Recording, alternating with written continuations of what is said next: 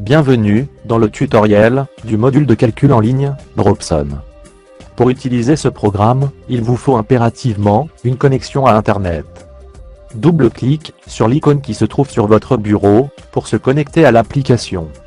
Rentrez votre nom d'utilisateur, puis votre mot de passe. Pour commencer votre sélection, il faut tout d'abord rentrer le nom du projet.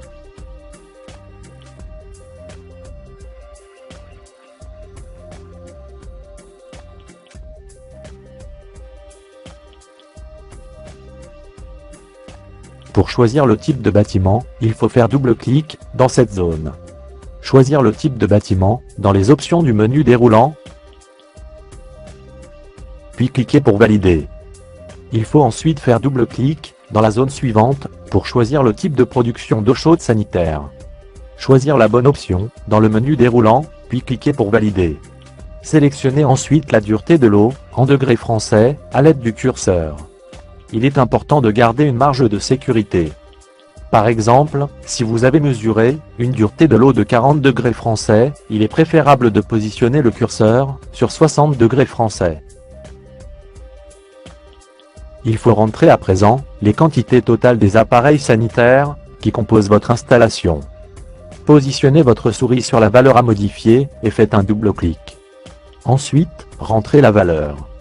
Puis validez à l'aide de la touche Entrée. Répétez l'opération jusqu'à compléter le nombre total d'appareils sanitaires que vous avez comptabilisé pour votre application.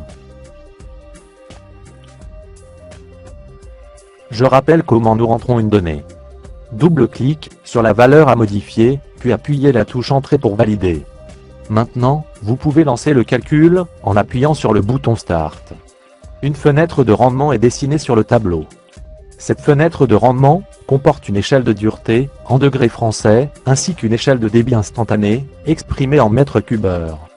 Dans notre exemple, la zone grise représente le rendement exigé par l'application.